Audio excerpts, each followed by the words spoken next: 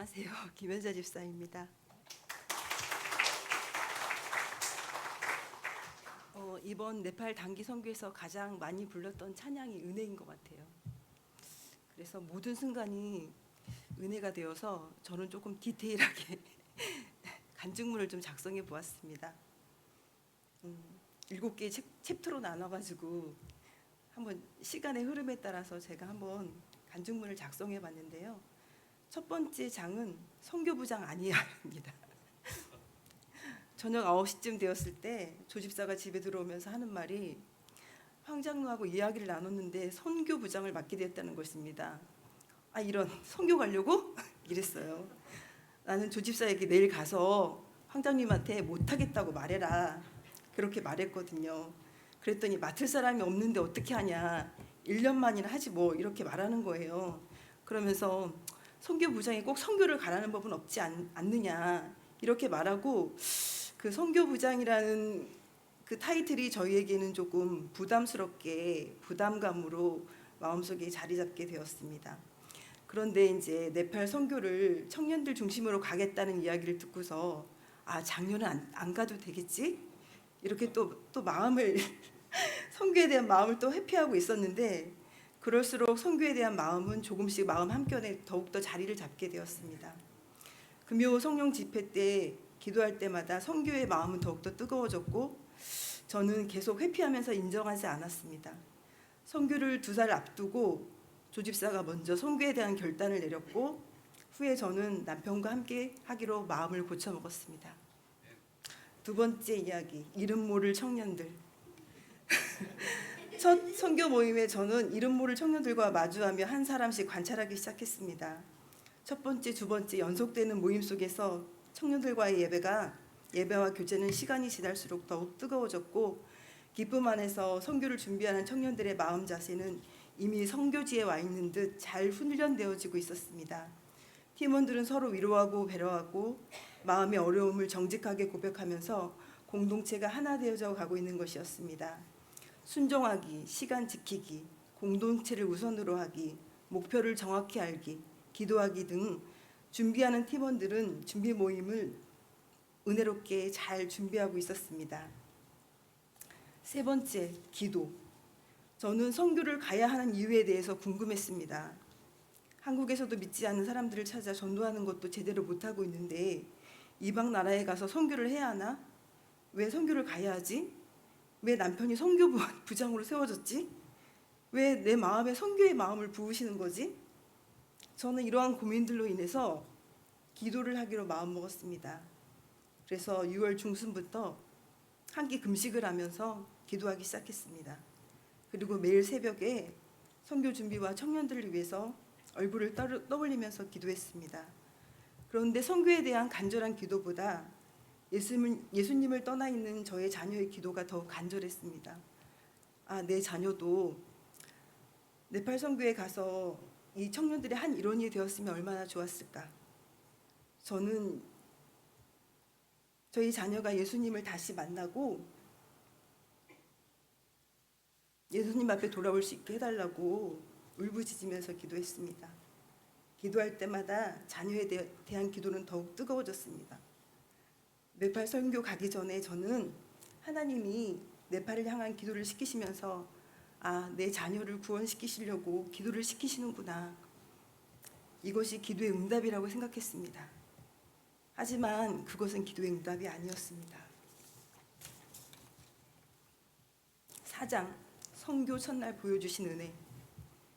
선교 첫날 저녁 집회 때 갈렙 선교사님은 선교에 대해 무지했던 저에게 자세하게 선교를 왜 해야 하는지에 대해 설명해 주셨습니다. 말씀을 듣고 모두들 합심하여 네팔 땅을 향하여 부르짖으며 기도하는데 하나님께서 꿀어럼바 학교 전경사진 한 장을 보여주셨습니다. 찰나에 들려오는 음성은 내가 내 자녀를 사랑하는 마음처럼 내가 이 땅의 자녀들을 사랑한다는 음성이었습니다. 저는 깨달았습니다. 그토록 하나님이 제 자녀들을 위해서 기도를 시켰었던 이유는 하나님 아버지의 마음을 알게 하시기 위함이었습니다. 하나님의 심정을 알게 된 저는 그날 펑펑 울 수밖에 없었습니다. 네팔의 예수를 믿는 사람은 2% 이내, 이들을 구원하기 위한 하나님의 간절한 마음을 알게 되었고 네팔 땅에서의 선교를 해야 한 이유가 분명해졌습니다. 하나님의 나라가 이곳에 세워지기를, 이 나라 백성을 하나님의 자녀로 삼고 싶으신 하나님의 사랑이 느껴졌습니다. 5. 네팔에서의 사역. 팀별로 준비한 사역은 태권도, 민속놀이, 종이접기, 음악 등 활동을 통해서 뽀로럼버 5학년 아이들을 교육하는 것이었습니다. 제가 속한 종이접기 팀은 환경이 너무나 열악했습니다. 조그만 교실, 꽉 찬 아이들, 2대의 선풍기, 열려지지 않는 창문, 숨막히고 너무나 힘든 환경이었습니다. 키가 크고 덩치가 큰 동근이는 교실 통로를 지나갈 수가 없었습니다. 하지만 청년 교사들은 짜증 한번 내지 않고 아이들의 욕구를 충족시켜주기 위해 최선을 다했습니다. 모두에게 박수를 보내드리고 싶습니다. 둘째 날, 오전에는 팀별 사역을 하고 오후에는 관리 선교사님이 돕고 있는 아이들의 가정 신방이 이루어졌습니다.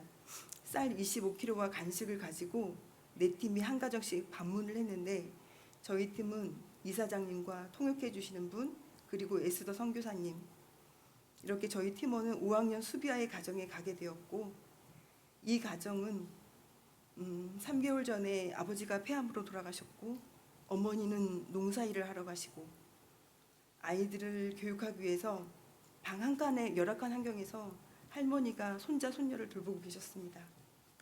할머니에게 어떻게 생활하시냐고 물었더니 작은 아들이 한국에 가서 돈을 보내주고 있고 이것이 생활비의 전부라고 하였습니다. 하나님의 소원은 손자 손녀가 훌륭하게 잘 자라는 것이라고 하였습니다. 아들을 잃은 슬픔에 할머니 얼굴은 수심이 가득 차 있었고 아버지를 잃은 수비아는 얌전하고 숫기가 없는 아이였는데 자신감을 좀 잃어 있었고 소극적이었고 전혀 받지 않았고 왠지 많이 슬퍼 보였습니다. 에스더 선교사님은 하나님께서 이 가정을 위로하시고 안아주시고 함께하여 주셔서 가정에 밝은 예수님의 빛이 들어오기를 기도해 주셨고 당신은 사랑받기 위해 태어난 사람이라는 노래를 부르며 가정 방문을 마치고 돌아왔습니다. 셋째 날, 오전 발표 때부터 오후 명랑 운동회를 인도하는 희덕 집사님이 눈에 들어왔습니다. 영혼까지 불태우는 것 같았습니다. 너무 많이 힘들어 보였습니다. 최선을 다하는 집사님 모습에서 하나님께서 희덕 집사님을 붙들어 주시고 계시구나 하는 마음이 들었습니다. 마음속으로 끝까지 희덕 집사님을 응원하면서 하나님 붙들어 주시라고 기도하였습니다. 희덕 집사님은 저녁 집회 시간에도 여전히 자신의 자리를 지키고 계셨습니다. 희덕 집사님을 바라보는 것만으로 저는 은혜였습니다. 넷째 날, NKIC 사역은 기쁨으로 찬양하며 예배하고 이브 시간에 김밥을 만들어 먹으면서 대학생 친구들과 교제하는 시간을 가졌습니다. 그날의 일정은 너무 짧아 아쉬웠습니다. 그곳 청년들도 더 많은 시간을 보내고 싶어하는 마음인 것 같았습니다. 저는 4일간의 일정이 너무 힘들었는지 그날 숙소에 들어오자마자 열과 몸살에 시달렸습니다. 우리 주치인 여문호 형제와 나이팅게일 윤주 자매가 링거를 꽂아주고 약을 처방해줘서 다음날 다시 일어날 수 있었습니다. 다섯째 날, 벅터풀 교회에서의 사역은 청년들 중심으로 여름 선교학교 사역이 이루어졌습니다. 준비한 모든 것을 마지막까지 쏟아놓는 청년들의 모습에서 정말 귀하고 귀한 복음의 씨앗이 이곳 네팔 땅에 뿌려지고 있음을 느꼈습니다. 벅터풀 교회를 선교해야 하는 이유는 이 교회를 통해서 네팔에 많은 교회가 세워지고 많은 사람들이 예수님을 믿는 축복의 통로로 사용되어질 것이라는 확신이 들었습니다. 깨닫게 해주신 하나님께 감사합니다. 사역을 마치고 성도들과 함께 감자탕 교제의 시간이 너무 의미가 있었습니다. 한 가족이 한 상에서 먹고 마시는 기쁨이 있었습니다. 6. 청년들을 너무 사랑하시는 하나님. 메마르고 척박한 땅, 먹을거리도 없고 비전도 없는 나라, 그곳의 백성들을 사랑하시는 하나님, 네팔 단기 선교팀에게 하나님의 마음을 알게 하신 하나님의 은혜가 너무 감사합니다. 네팔 땅에서의 사역은 하나님이 맡겨주신 소명이 있음을 알게 되었습니다. 또 다른 은혜가 있었는데 우리는 매일 저녁 나눔을 통해서 또 다른 은혜를 경험했습니다. 너무나 솔직하게 자신의 형편과 처지를 쏟아붓는 청년들과의 나눔 시간. 하나님을 의지하지 않고서는 살 수 없는 청년들의 삶을 들으면서 너무 가슴이 아팠습니다. 이들의 믿음이 견고하고 단단할 수밖에 없는 이유도 알 것 같았습니다.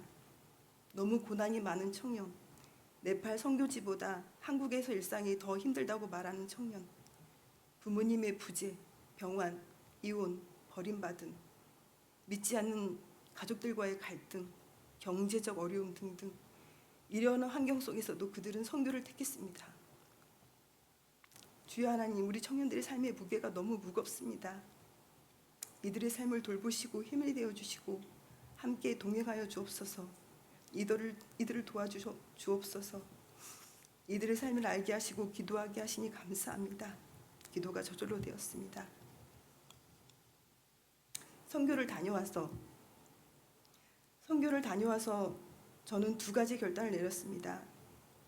하나는 이번 네팔 선교지에서 안준호 목사님이 NKIC 대학과 벅터풀교회에서 달란트 비유 설교를 하셨는데 설교를 듣고 저의 마음에 찔림이 좀 있었습니다. 한 문화를 숨긴 종이 바로 저였음을 깨닫게 되었습니다. 힘들다고 교사로의 삶을 내려놓고 있었는데 이제 더 이상 힘들다고 핑계대지 않고 하나님의 뜻을 알고 하나님께 순종하는 자가 되어야 되겠다. 그래서 저는 새소식반을 섬기기로 마음먹었습니다. 그리고 두 번째는 네팔 선교를 통해 깨닫게 된 하나님의 마음을 전하는 것과 우리 예양 청년들 위해서 기도하는 것입니다. 이 모든 네팔 선교의 계획은 하나님의 주관이었다고 확신하고 감사하며 하나님께 영광을 드립니다. 모든 계획을 순종할 수 있도록 지혜롭게 이끌어주시고 최고의 팀원으로 이끌어주신 안준호 목사님께 감사를 드리고 함께 동역한 청년들과 집사님들께 감사를 드립니다. 또한 기도와 물질로 후원해 주시고 선교를 잘 다녀올 수 있도록 도와주신 목사님, 장로님, 권사님, 집사님, 성도님 모두 감사드립니다. 지금도 네팔 선교지에서 혼신의 노력을 다하고 하나님께 순종하고 계실 참 목자이신 갈렙 선교사님, 에스서 선교사님 사랑하고 감사합니다.